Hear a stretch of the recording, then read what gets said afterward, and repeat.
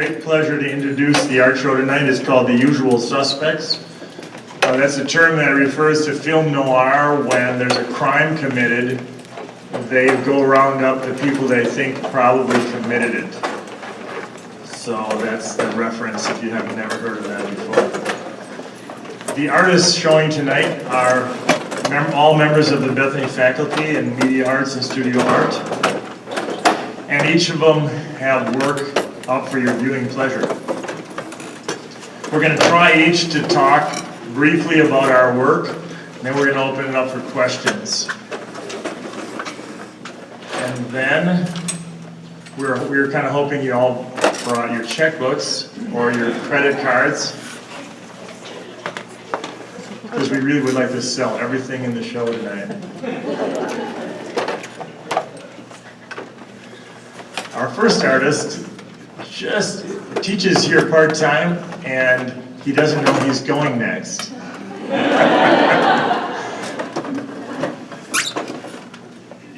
He has sculpture and painting in the show, and his name is Jaspersen. Please welcome Jason.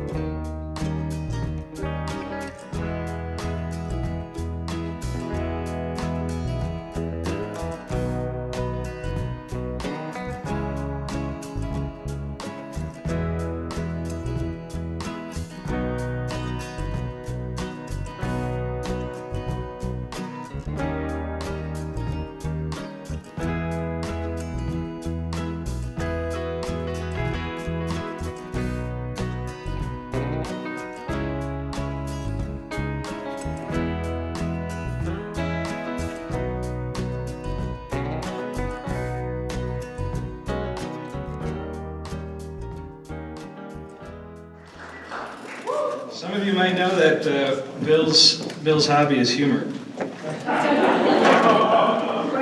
There's people upstairs. I graduated from Bethany in 1997, but I knew about Bethany because I came to art camp in this building when the mortar was still drying, and I was in 8th grade. And those were formative years, the young Michelangelo art camp with a very young mustached Bill Bukowski. Since graduating, I taught at MVL for 17 years, recently left that position, and now I'm glad to teach sculpture here at Bethany, and 3D design is coming up, registered. And I also work full-time for Koine Worship Media, learning a lot about motion graphics. There's some specialists in front of me. Okay, so there's a clock ticking somewhere over here. What I would like to draw your attention to in my work is aesthetic experience and the concept of aesthetic experience. Aesthetics is one of those words like rubric or syllabus that seem to only happen in academia, maybe. But I want to help you try to understand the word aesthetic by describing its opposite, anesthetic. Anesthetic is something that's meant to dull your senses. So an anesthesiologist dulls your senses. An aesthetic experience awakens your senses, engages you, and you feel very much in that moment. You feel a part of that moment. Now, how does that relate to my work? Maybe it's not obvious all the time, but what I would like you to try to pull out of my work and see in it is either a prescription or a description of aesthetic experience. And by that I mean that it's maybe giving you advice about how to look, how to think, how to just experience a moment. Or it might be describing that for somebody else. You might be looking at somebody represented in the artwork that is having aesthetic experience, that is having their senses awakened. So that's a theme that I like to think about, this idea of being engaged in a moment, being engaged in the present. A little bit about being an artist and why I do what I do. I think stewardship is important from a Christian perspective, from an artistic perspective. No one of us knows how much time we have on this planet. We don't know how much time the people around us have. And so trying to be a good steward of that time, I continue to produce. I try to make what I can when I can. And I feel like I'll save this for questions. See if you ask the right questions. Time's up. And pick someone. This is really fun. I'll pick the one I'm related to.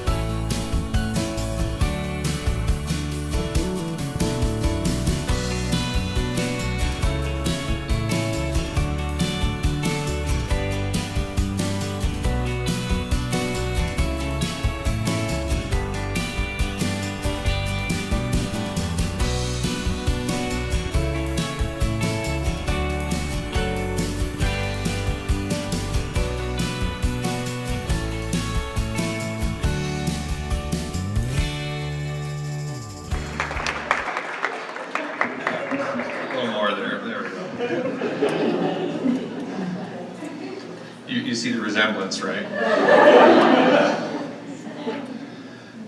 My name is Paulsen, and I teach in the Media Arts department here. And even though I'm trained in film and animation, you don't see any film and animation here tonight. I'm exhibiting the show because I believe in being a media artist. I think of being an artist as being the primary word in media artists. Oftentimes people look at us and think, oh, he's a media guy. But I like to think of it now as I'm the artist guy, sometimes too. I have a variety of works here tonight. I have the sculptures. You might notice some tall things or some big things or some other big things. And then there's some paintings and drawings around here and there. For me, it's very personal. Everything in the show tonight has no commercial application. It's a very personal project to me because I was asked to be in this art show a few months ago, and I took it really seriously. Some people can just go into their closet and pull out 15 paintings. I had to engage in this and say, okay, I should probably teach myself how to paint. I should start drawing more. I should do more stuff. So my process is highly exploratory. I view my own brain as somewhat of an uncharted wilderness. Nancy Newhall, a writer who worked with Ansel Adams, who worked alongside of him, said, "The wilderness holds answers to more questions than we have yet learned to ask." And she was referring to landscape photography, but I think of this as a metaphor that holds true for my own thought process.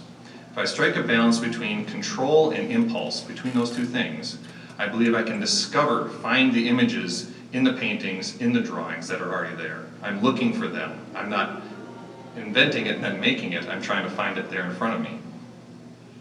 And that helps me to find answers to questions I wouldn't otherwise ask. My materials often inform my work, and I often rely on random initial forms to stimulate my creative process. I'm looking at what's in front of me.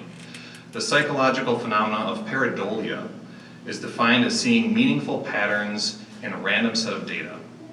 This is most frequently experienced as people seeing faces in things. You look at the front of a car and you see a face, or you look into a vent and you see some other shape. But I tend to see patterns and images of all types within these objects, within the paint strokes, within the piles of wood, within the foam. By embracing these flashes of meaning and manipulating them through paint or graphite or molten lead, I end up creating content that I am surprised by at the end of the process. And I think that that's why I do it. The mannequin sculptures, the giant bottle, and the little shed are all creations of reaction. The materials presented themselves as the launching point of inspiration for what became their final form, and that created the delight of discovery and novelty, which is actually my main creative motivation in doing what I do. So I was told to be short and concise, so I'm hoping I'm short and concise. Denice, I'll just go down the line now. We can start that process.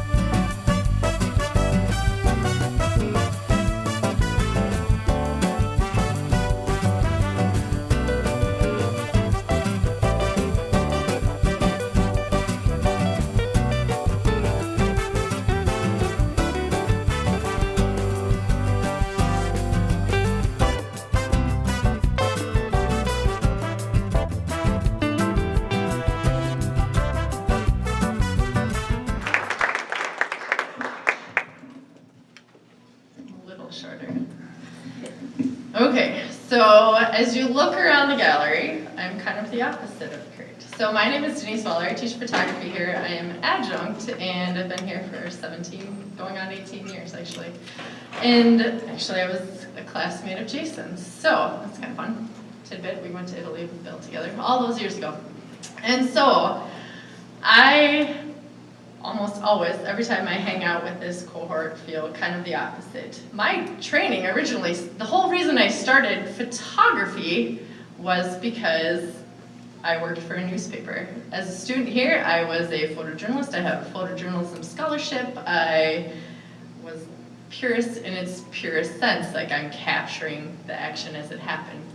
So as I progressed, as God gave me these talents, that He opened these eyes, or opened my eyes to see that, yes, I should listen to my mother, who told me since I was a 7th grader that I should be a photographer. I ignored her for years. You should always listen to your parents, right, children of mine up in the gallery?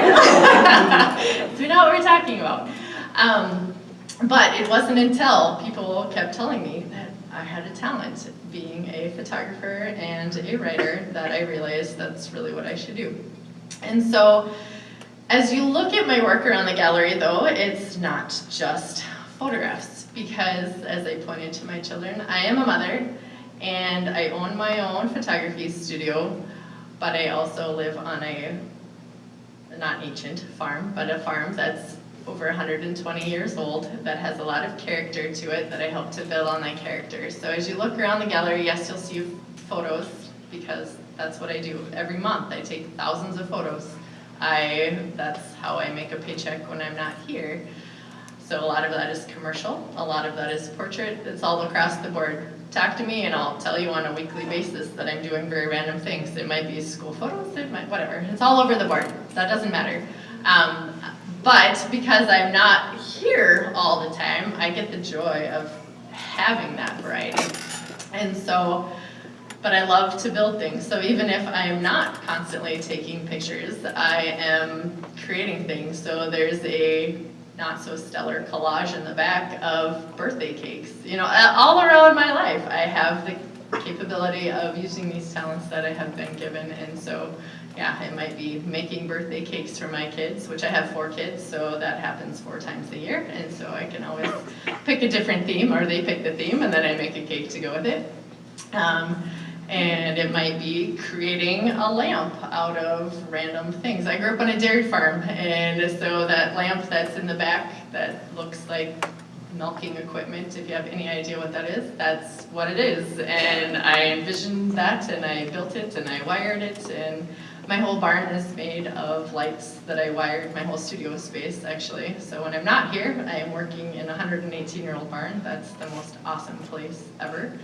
And that's what I'm blessed to be able to do. So all of the lights that are in there, I wired, I created them, and that all came from here. It was really interesting when I told my plumber what I envisioned for my sink, because I was like, here it is. How do I tell you how to make this work? But I did, and I washed my hands in a bucket on a stump. So that's really fun. I would love to tell you all about that later if you want. But some of my prized creations, I will definitely say, are these girls and my son, who are my greatest creation ever. These beautiful, gorgeous girls are my daughters, and my son loves to take pictures. He's already been published, and that's pretty exciting, and now he's dreaming of how he can start his own photo business. And of course, he has to use my equipment to start with, but, but that's okay. So I did not prepare anything because I'm all over the board. I'm all over the board. Each day is totally different, and I love that about my life. It's mass chaos, but I love it. I love not having to do the same thing day after day, because that's what I'm blessed to be able to do. So, thank you.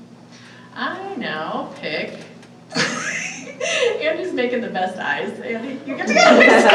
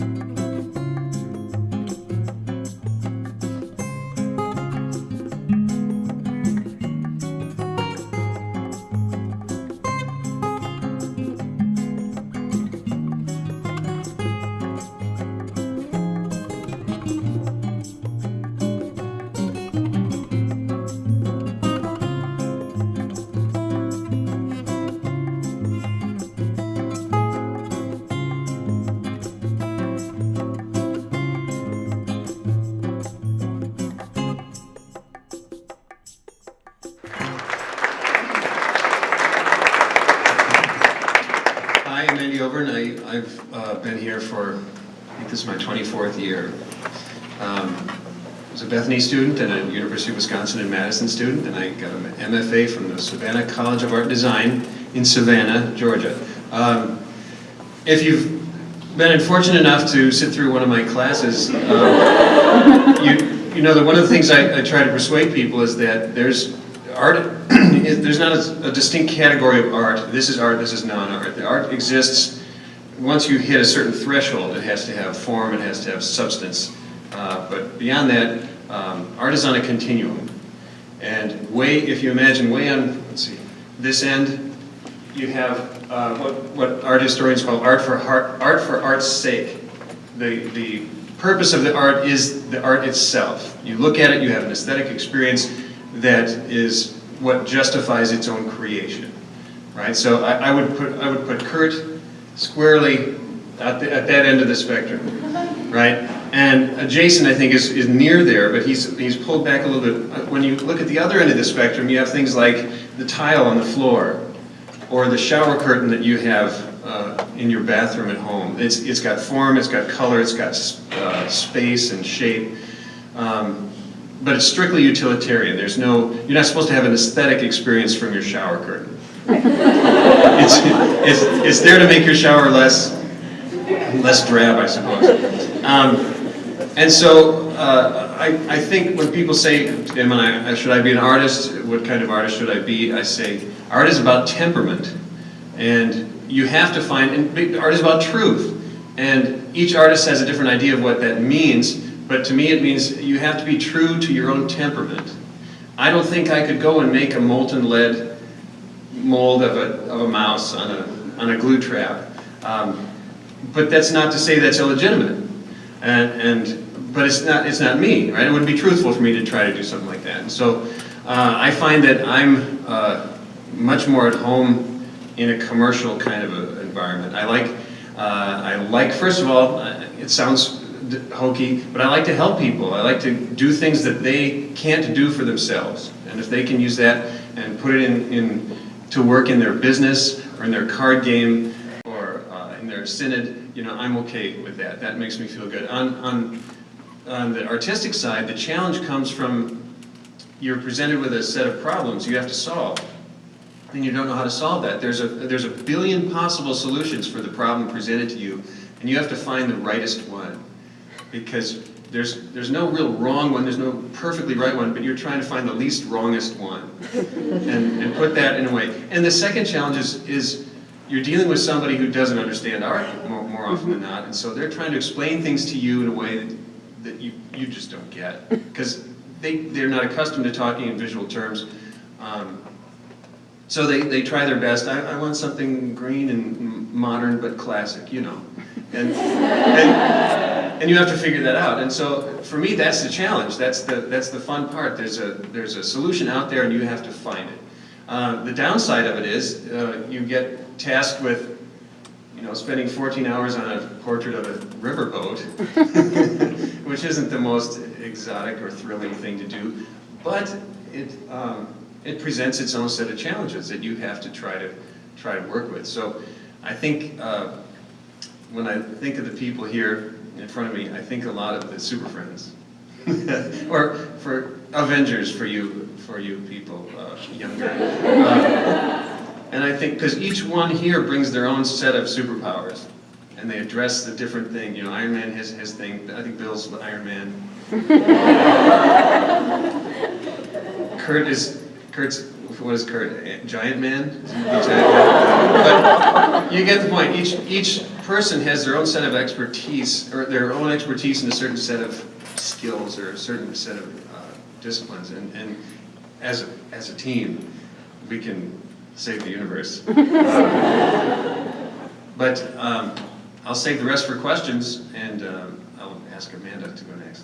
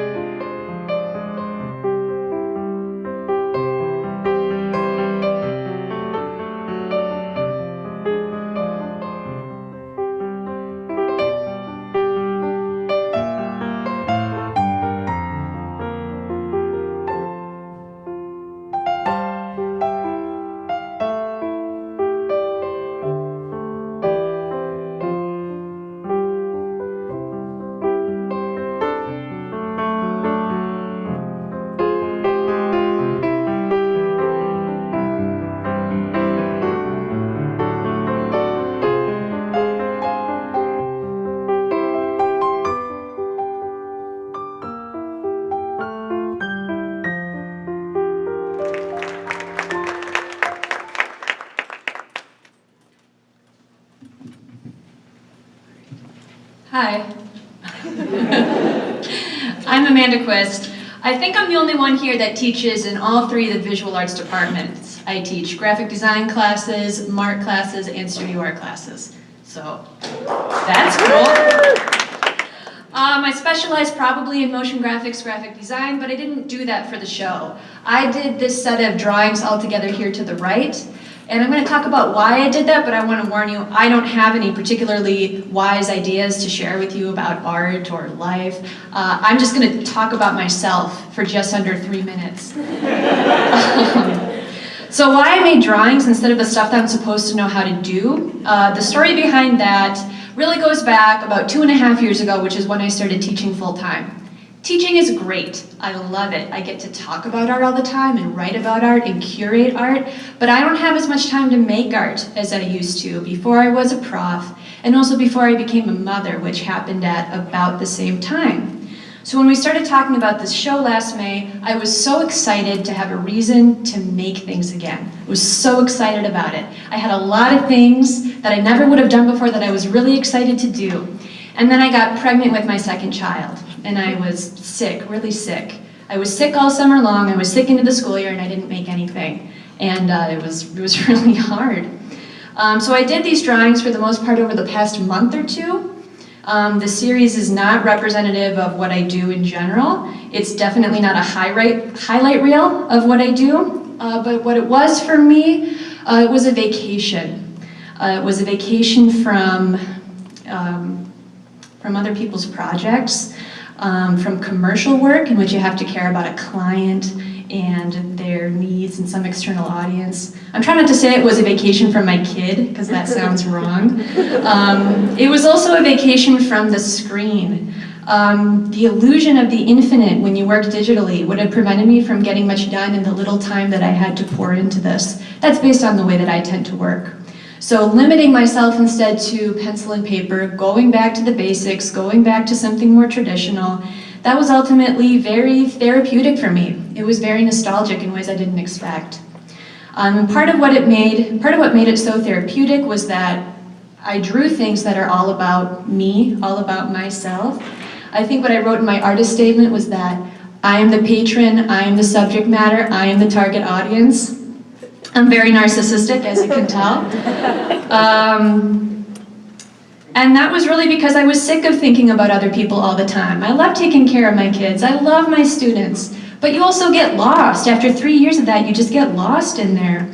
So these pieces deal with things that I've been dealing with. There are references to fertility, to life, to the body and anatomy, and some of my specific experiences as a new parent. So if you can't tell, it's really uncomfortable for me to do this. I don't make personal work and show personal work. And I'm more nervous than all of them, and it might be because I'm the youngest. We don't have jokes about me yet. Maybe we'll have some. But also, it kind of feels like my diary is up there. Like these are some private, weird, emotional thoughts that normally you just kind of tuck away or you burn a year later. But I put them up there, and it's hard. But I enjoyed making them. I'm glad that they exist, and I'm really proud to have shown with these people. So with that, I think I'll just give it back to Bill, right? He's the last one.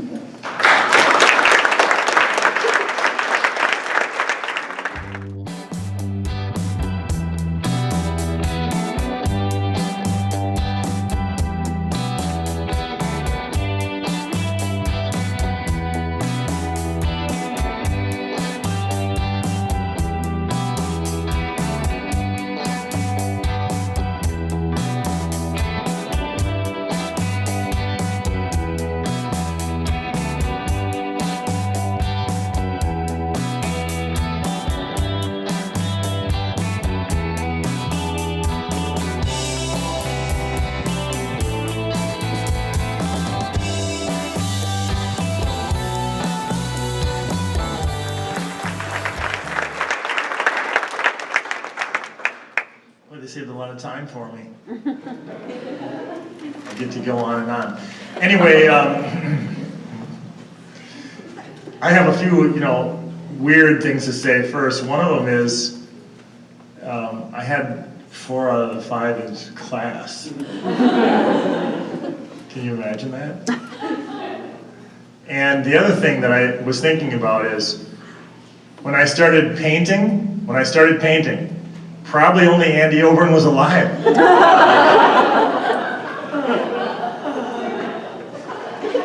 I'll let that settle in a little bit.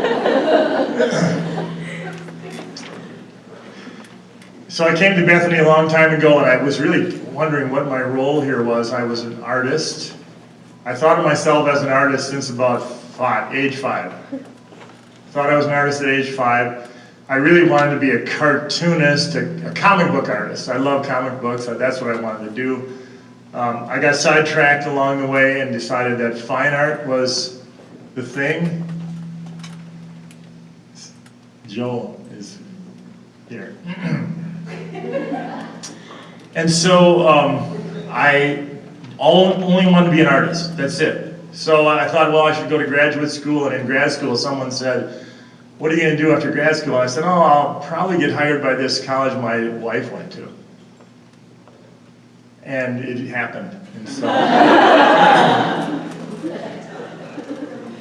I had to go to Teal College first to learn what I was doing, and then I came here. And so I like to paint, and I really think painting is like the coolest thing you can do by yourself. I think that intellectually, artistically, when you talk about aesthetics, or what are you trying to do with your painting, or what am I trying to do with my painting, you're sharing an experience, in this case, with landscape. And so I see something, or I experience it, and I say, how can I convey this? Now, sometimes you can say, well, why do you bother with gardens? And nobody needs those interpreted. They're pretty, you know, it's Sibley Park. But I think it's more than that. I think, I do like the gardens, and for a while I started thinking of it kind of as a metaphor for that search for paradise, you know, that we have as humans, as in the history of the world. Searching for paradise is one of those things we do. And so maybe the earthly paradise of the garden became that metaphor for me. The act of painting, though, is super fun, as all my students know. Like, it's more fun than Disneyland. It's more fun than roller coasters or surfing or whatever you think fun is.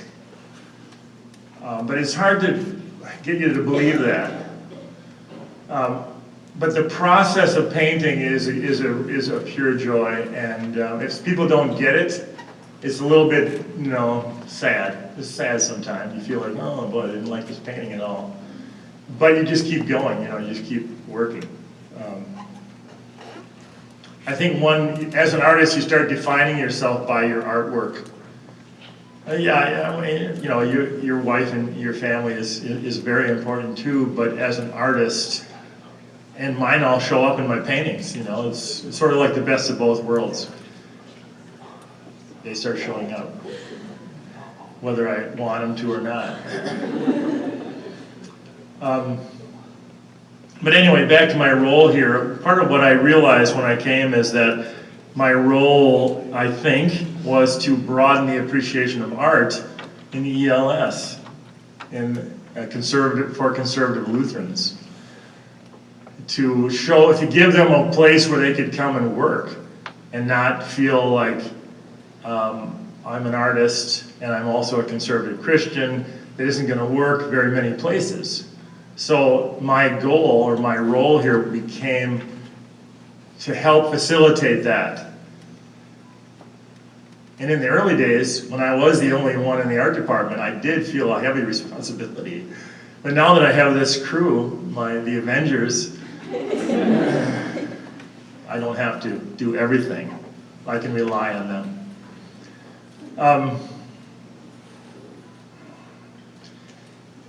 I never put any limitations on myself as an artist. I was somewhat delusional. I still am. Somewhat delusional. So I've done religious commissions like the altarpiece or like the creation fresco or some other religious paintings because I can. I think I can. It's like that little engine, that storybook. I used to use that in my class. If I thought I could, then I could. And so that's kind of how I live. I think with that, I would invite the rest of the group up, and then if you have questions, we'll try to answer them. Okay?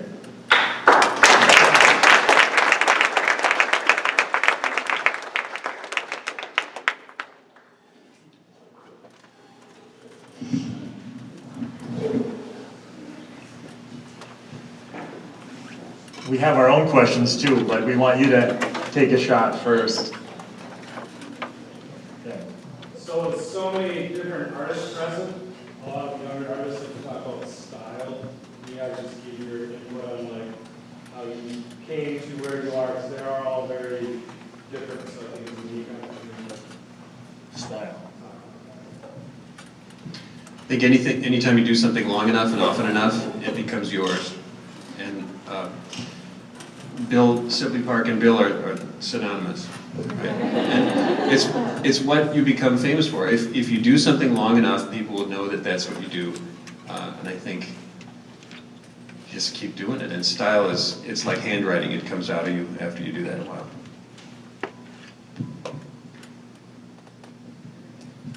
I think I haven't been doing something specifically for long enough to have a style. I tell my students that all the time. I mean, they can ask me about any type of photography. I can tell them how to shoot it.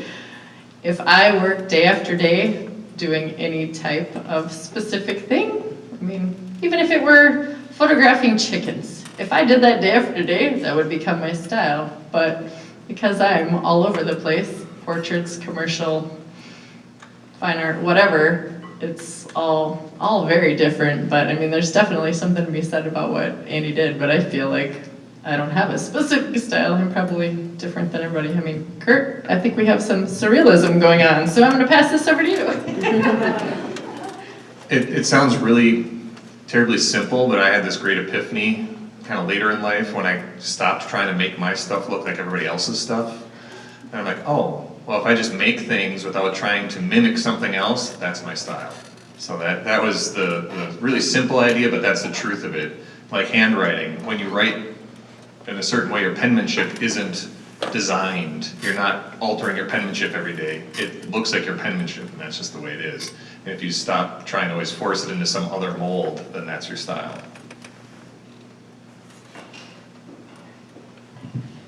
I think it's really tempting. Like you scroll through Instagram and you see some amazing accounts, and you kind of want to chase that. You want to be that, have that. I think it's probably best to just ignore style, personally, like as an artist, to just not think about it. Think about bigger things like telling the truth in some way.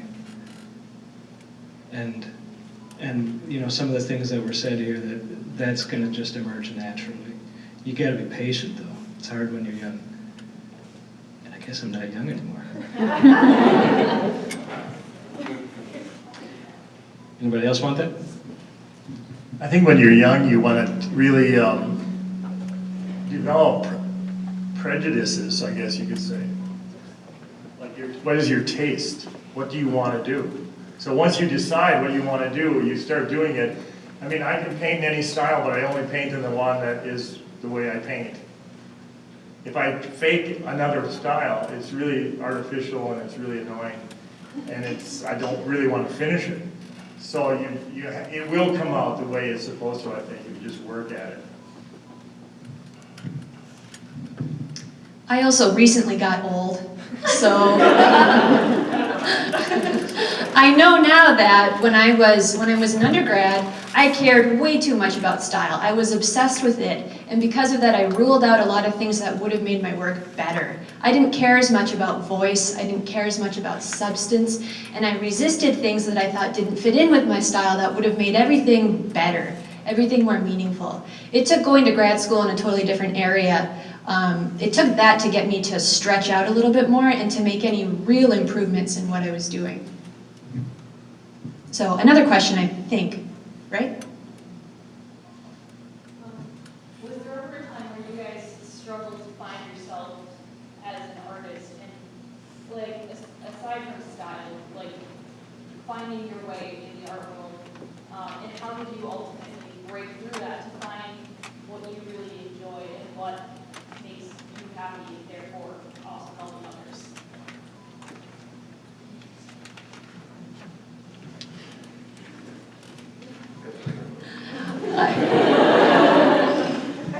I used to care so much if other people would like what I made, if they would think that I was good, and that that prevented me from making things that I was interested in. It made me too self-conscious. Now that I'm old, like I said, I don't have the energy to care as much anymore. When you create work for a gallery, you can do whatever you want. I was supposed to say that up there. I don't know if I said that. You have total freedom. And to finally be at a place where you can just, you can use that to satisfy yourself first, the first and most important audience, and hope that other people will connect with what you connect with too. Sometimes you just have to grow up a little bit. I think I just needed to grow up a little bit. I needed to get a little more tired, maybe. I don't know what it was. I'm in the tired cohort.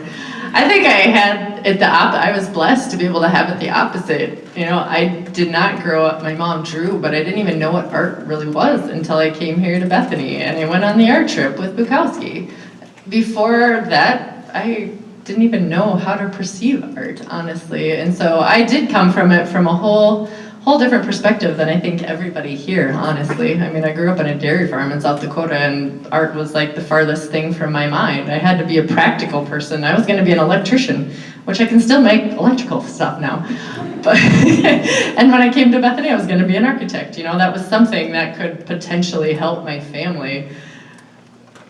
Because, you know, being an artist or a photographer, that was the farthest thing from my mind. So I came in from the other direction where I realized, oh, people are appreciating the things that I'm making, and that is ultimately what convinced me that yes, I should listen to my mother and do this because people actually did appreciate what I was doing. But it wasn't until then that I realized, oh, I can actually do something for my entire life that I love day after day. That's what I get to do. That's how I make money, is by taking pictures.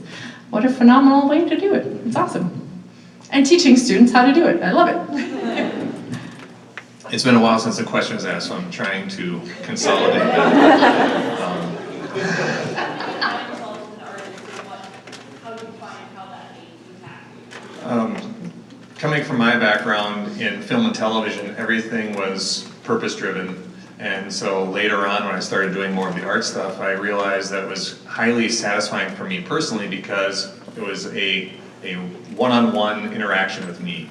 My studio is underneath the steps of my new addition, so I'm like the Harry Potter room. You know?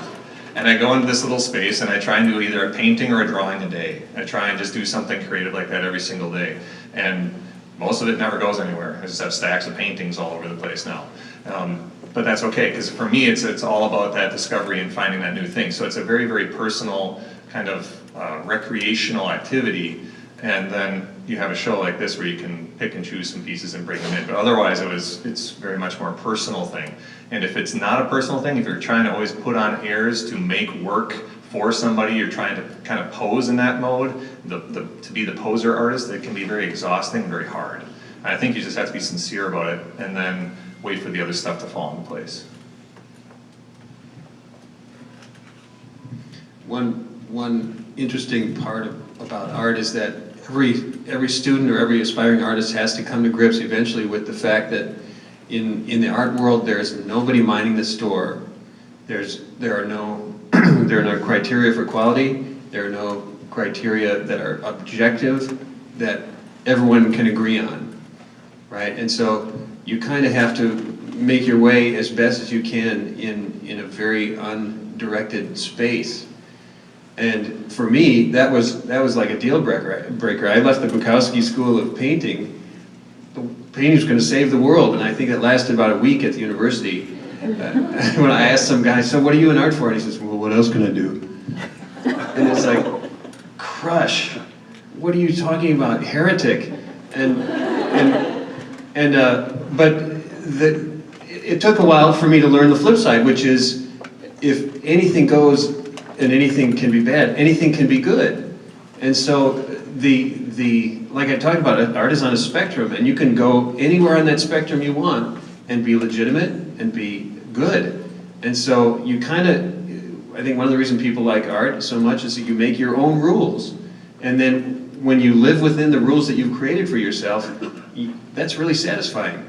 But you kind of have to get through that process and figure out how you're going to make it work, because there's no formula that's like a standard. So. not like engineering or medicine. I hear struggle in the question, and so I'm going to do some anti-recruiting for the art department.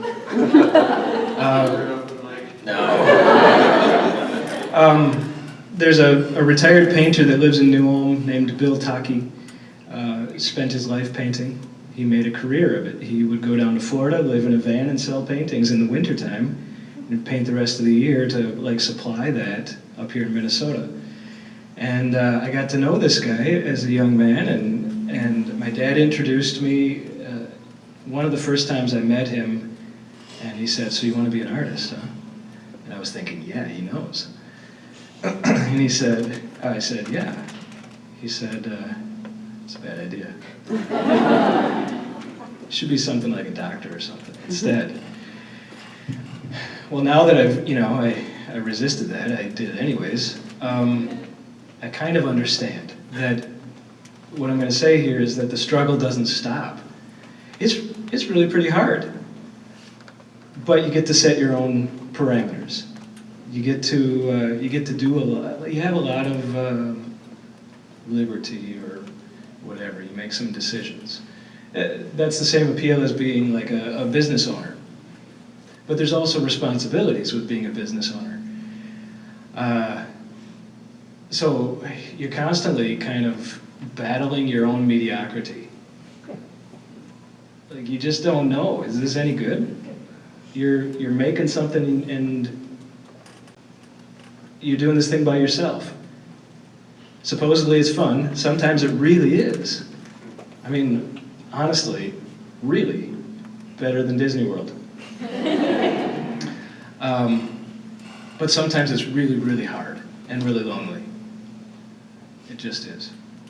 So, don't be an artist.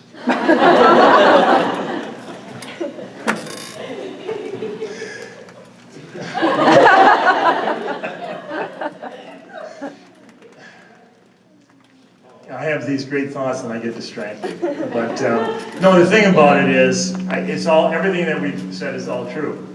And it might be true for you and it might not. You know, if we looked at everyone's portfolio when they start, we'd say, it's just like Star Wars when Han Solo says, "Don't tell me the odds," when they fly into the asteroid field. But the thing is, the next work you do could be your masterpiece. Even when you're, struggling, yeah, you do more work. Just because you do a bad work doesn't mean you're bad. You do have to work through it. You will do bad work, no matter what your medium is. Something is not going to work out. But you just work through that because the next one could be your Mona Lisa. And so that's one of the things that keeps you going, I think. Rebuttal. I think the tail end of that was about optimism, and I think to be creative, to think creatively, is to be optimistic. Like Andy was talking about the least worstest solution. You gotta kind of think that that's possible, that you can get it somehow. It's out there, you can get it. So there's a stance, a mindset that's optimistic with being creative. I'd say it's my hope for everybody who studies art here or anywhere that you would have that experience where you make something that even you know is good. You can look at that thing and say, yes, that will keep you going for a very long time. And you just have to, you've got to work hard at what you have in front of you, do the very best you can always. But that's the secret sauce, right? That it's that sensation you get when you do something, you look at it, you say, yes, I did that thing. And that's very immediate. You can't, it's undeniable. Has everyone up here had that experience at least once? Who in the audience has had that experience so far? 5, 6 and a half. That's what we'd like everyone to have before you graduate. Kind of in line with this, you've all had that experience, but like the fact that even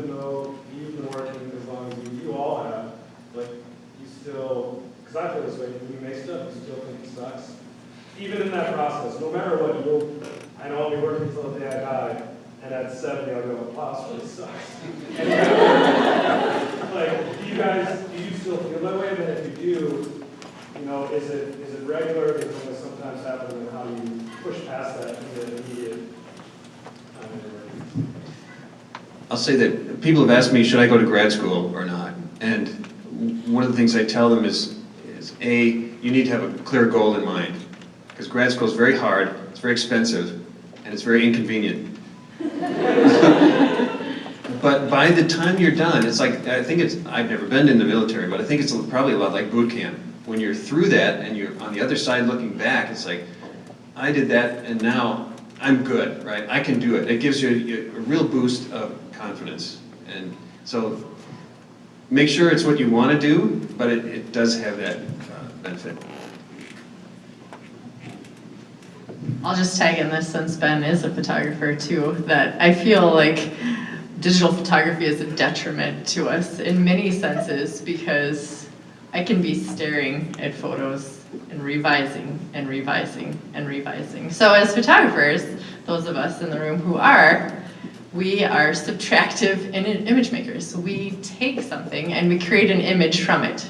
Everybody else up here is taking their concepts and putting them out there, right? So we kind of work in some ways the opposite, but then also I feel like because of the digital imaging technology that we have, I always, every week, I have to tell myself, I have to just stop looking at this. I have to stop working on this because the client's not gonna care if I do any more to this because they're not gonna know the difference. Because they're gonna love what it is because it's them. And so I think, from the commercial perspective, which is not the artistic perspective that we're talking about, but I do feel like as a photographer, that is something I battle with day in and day out because I'm spending hours when it could have just been minutes to do that because I capture it when I capture it and I capture that essence, but then I'm doing all this other stuff later. So,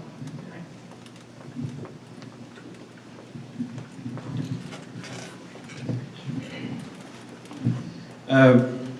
The question has to do with like self-loathing.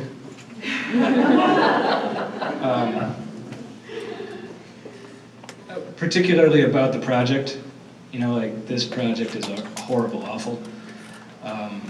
I've learned that I know it's coming. Every time almost every time I embark on a project, it's about a quarter of the way through the project. I call it the ugly duckling stage.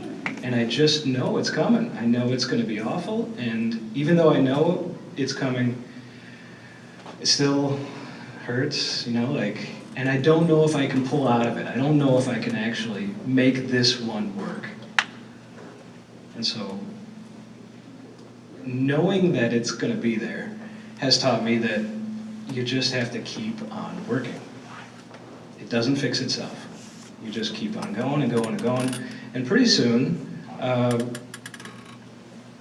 the duck's got feathers. Swan. Pretty soon it's a swan. And we're soaring above the lakes of the Midwest. Optimism. Have hope. Another question. We're having a great time.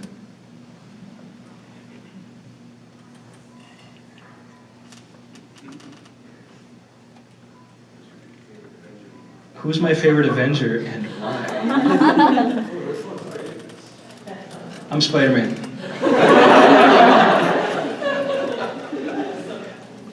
Or Batman. I know. Do we have anything up here? Way back. Oh, yes. Do you have any tips for staying motivated during a long project?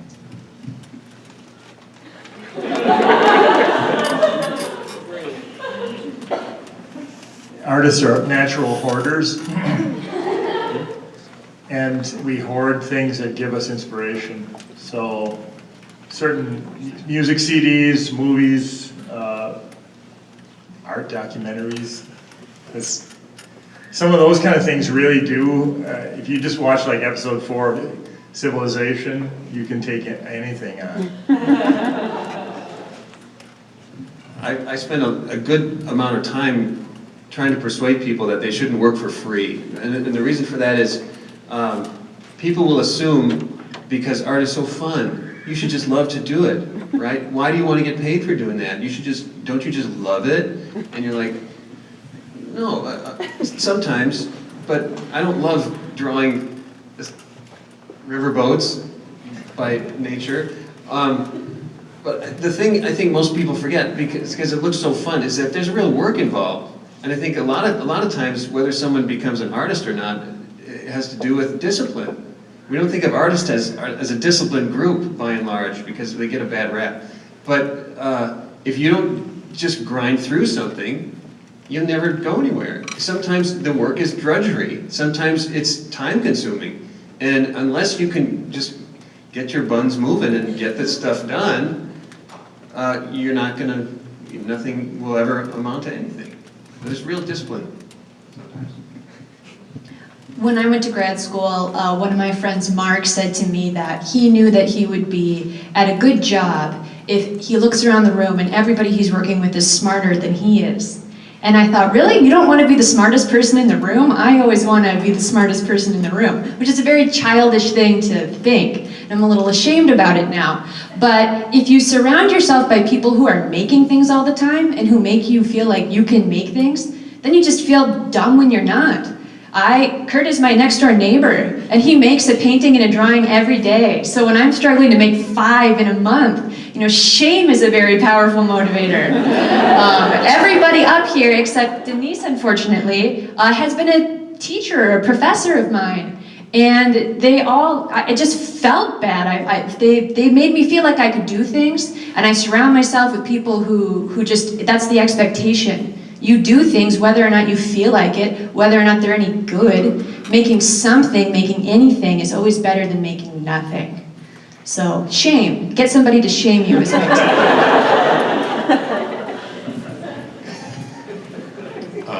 Okay, taking off of that, I would say a useful motivator is sometimes to forget about the client and try and get back to the fun. When people say art should be fun, it's sometimes useful, especially in the early stages when you're trying to get off the ground. If you're trying to work on a commission or you're working on a project for somebody, keep the purpose in the back of your mind, but otherwise ignore the client, ignore the potential of what people will think about it, what people will look at, and just make what's fun to you. People are coming to you as an artist because you have a particular voice and a particular idea set. They would hire a different artist if they wanted their idea set. So you have to get to that point where it's that authentic level of fun, creative process. And after you go through that, then you can refine all of those ideas, discard most of them, and move into the actual shaping it into a commercially viable product. I think that's part of the key, is to have fun during the long sessions, and then when it's a matter of turning it into the product, it's a short and quick process.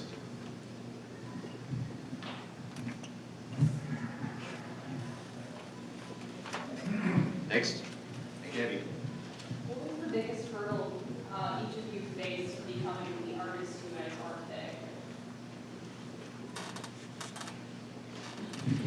today? Lack of skill. I'm not a genius. I'm not one for the history books. I have no great innate intuition. That's why I'm a terrible painter.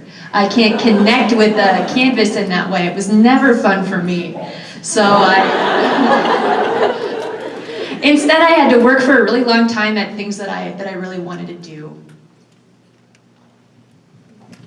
This is an easy one for me. My biggest hurdle was never taking a sculpture, painting, or drawing class before.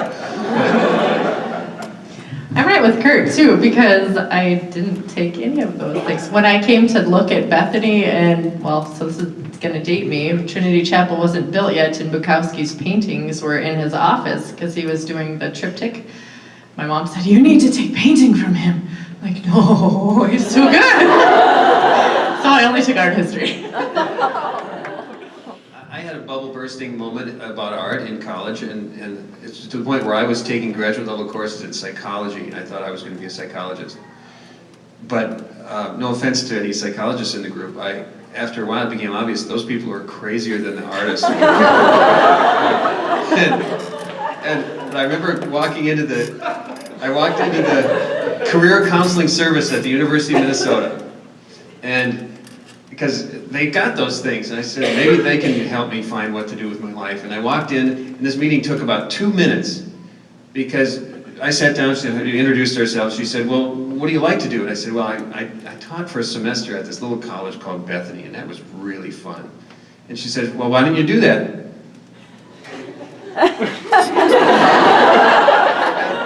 I stood up and walked away. I said, that was it. And it was like I needed permission from somebody to say, it's okay, do that thing. And because my parents never told me not to. It was like, it was all pressure from the inside out. And so, thanks to whoever that was, that short meeting in 1980, whatever.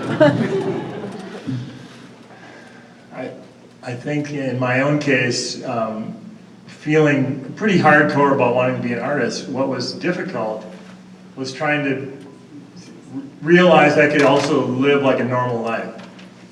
Like I thought, well, does an artist get married? Does an artist have kids? Does an artist have a station wagon and a dog? And 3 kids?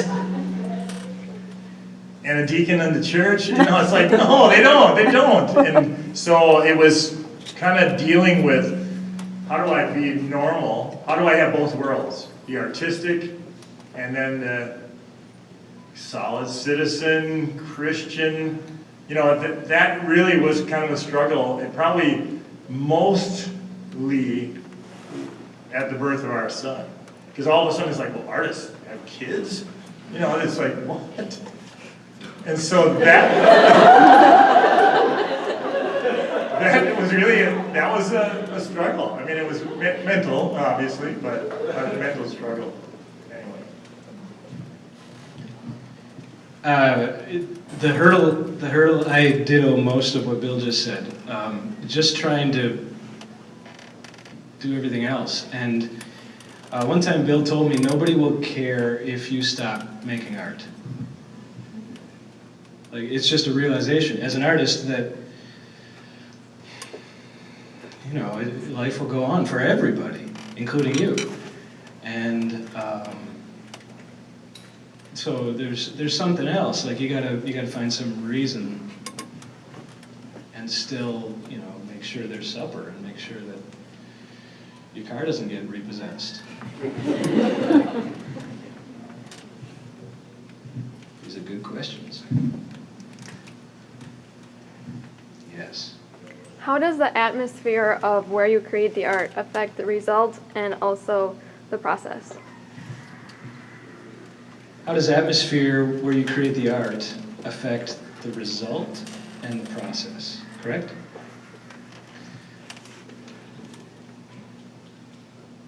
I think that's a great question. I read once in a woodworking magazine that the quality of your work is directly related to the environment that you allow. The environment that you allow around yourself. So sometimes it's fun to look at art history books and look at like what kind of studio did this painter have or that painter have, and sometimes, I mean, it looks like a condemned, blown out, bombed something, you know? And sometimes it looks like this very pristine, everything in its right place kind of place, and you can kind of make connections with the work. So that's a really generic answer. I love my studio. It's a multi-purpose place for a multi-purpose artist. I've got room for woodworking and sculpture and painting and computer and drawing and a little bit of storage. And it's not big. It's just carefully designed. For me, love. I just love it. I think the environment can affect it a lot, a great deal. I mean, one of the luxuries of grad school is you're surrounded by other artists that are all chomping at the bit, and that kind of atmosphere can really help you. You can share energy and enthusiasm. But for me, I never wanted to use anything as an excuse. If I had a small bedroom at home for my studio, that's fine. since I've been at Bethany so long, I have used, the summer studio has often been the drawing room. So I had the access to a bigger space. And then I paint outside, so I really didn't even have a studio, just, the park itself on this right day. So I didn't really want to allow anything to be, well, I could have been a better artist if I would have had this or that, because that's just the way I think. So it can be affected, but I don't want to let it affect it. I did a 3-year stint in a corporate design job, sitting in a cubicle. And I remember the first day thinking, God, what a terrible place. My boss was a smallish woman, and she couldn't, the cubicle walls were taller than she was. And so for her to see sunlight, she had to go and take 3 turns. I just had to stand up, and I could see sunlight when I needed to see sunlight. But by the time I was done there, I realized it didn't matter. If you have an intellectually stimulating task at hand, you could be in a closet or under the stairs or in a drab, lifeless cubicle, and it won't matter, because the things you're doing are what matter. And so I'm not sure I would buy into the fact that your atmosphere has to be just exactly perfect before you can create. I think that if your brain is active and you're doing things that you find interesting, you could be anywhere. Yeah, if you're in the zone, you're creating well, no matter where you are. There could be mice running around, and you'd be fine, even if you're really afraid of mice, because you're in the zone. But I think what's important about getting in the zone is not necessarily carefully controlling the environment you're in when you're about to sit down and make a mark or click a mouse. I think it's everything that happens before that time. I hadn't made any personal work of any kind at all until I was running the public access stations here on campus, and I had to sit through some really boring government meetings. And they were terrible. I hated them. It was administrative, boring. It made me want to rebel against it. So when I had to do the stuff that I really didn't like doing, it was at that time that different images would occur to me. And I was interested in pursuing that. So it wouldn't have mattered where I was. I just needed to process the other stuff in the other atmospheres that I couldn't avoid and that I just had to deal with. So a big part of making art is simply figuring out what you're gonna make and where you're sitting, whether you're in your Harry Potter hole or whether you're surrounded by really good artists, it might not matter as much. That said, the really, really great artists, the guy in the animation text I hang out, who I'm blanking on his name, he says, you are not good enough to listen to music while you animate. You're not good enough. And I know he's talking to me because I'm not good enough, but I do it anyway. I don't care that much, but. I've come from a couple different directions because I do agree, you create more openly when you're surrounded by other artists. You know, we're all blessed to be able to be around each other and hold each other accountable and make each other think. Yes, when the media guy is making paintings in the last show we had together, everybody had photos almost. And, you know, it just makes you think, like, oh, I gotta keep working. But then also, I'm blessed to be able to have a studio space where I can work in on a very, very regular basis and go to, and that's a benefit to me personally because, yes, as a mother of 4 kids and an insane household that we're hardly ever home, it's a blessing for me to just be able to leave that and go out to a different space because my mind, I want everything clean, I want everything to be perfect, but if that was always the case, I would never get anything accomplished. And so just to be able to leave and to create in a whole different environment is very, very helpful to me. But then also I have the dark room here where, yeah, that's like pristine and it's perfect and it's everything where it should be in its place, and so that I can make work there too. So I kind of have all of it wrapped up in a fun little package. I think I could summarize it pretty quickly from my perspective is the space is kind of irrelevant. Obviously, I don't have a large, spacious area. I can only stand up straight in half of the room. But the most important thing for me about having even a tiny little closet space, and I think that this is a huge deal for making stuff, of being a prolific artist, is you have to have everything at hand. If you store all of your art making materials in a tote in the closet, the likelihood of you taking the tote out, setting up a table, setting up the materials is very slim. That becomes the barrier to the making. So the space isn't as important to me, I think, as having all the tools ready to go. So if you have any kind of inspiration, there's no hesitation, no boundary, you just go. You just go to that spot, make your stuff. You know where everything is, and it's ready to go.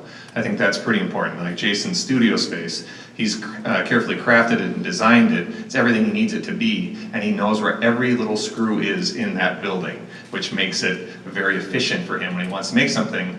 He's not hindered by space or organization or anything like that. So I think that that's more important than the actual environment of it.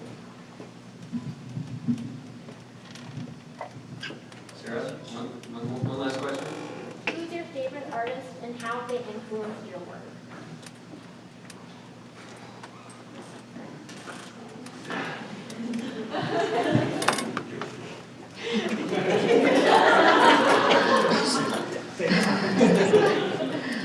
My favorite artist changes all the time, changes by the month probably. Most recently I've been looking a lot at James Jean. His visual style, I'm expecting not a lot of people will recognize that name. He's working currently and his visual style is really great. I wanted to make work that looked more like his before I got sick. My favorite of all time is Rembrandt, and not because he's famous, but because the people he paints have thoughts in their head. It's not just a portrait of the way somebody looks. You can tell this is a person who is having thoughts right then, and maybe they're gazing up. But surprisingly, it doesn't influence it when I make a logo for a seed company. I'm not very influenced by it. My influences have changed over the years. When I was younger, I really liked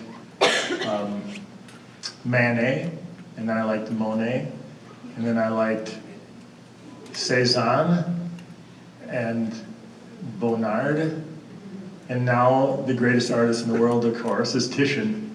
So it keeps changing, it evolves. But those painters really bring a lot of joy to me and a lot of inspiration, so they continually feed off of that. It's really fun. There's a theme, it keeps on changing. So I keep coming back to Bernini, Gian Lorenzo Bernini, the sculptor of the impossible, just for technical fireworks. And like everybody that Bill just named, the early painters for him, well, that was like osmosis. So a lot of those impressionist painters were big for me.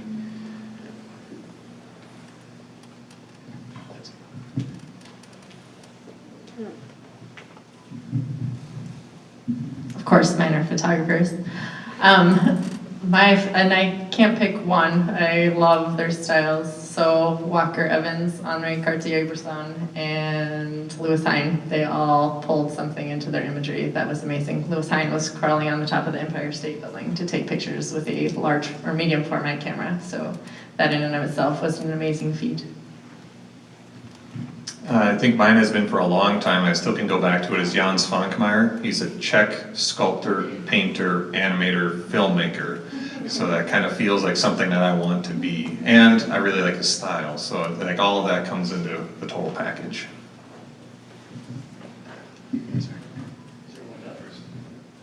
Thanks for coming. We appreciate the good questions and your patience with our answers.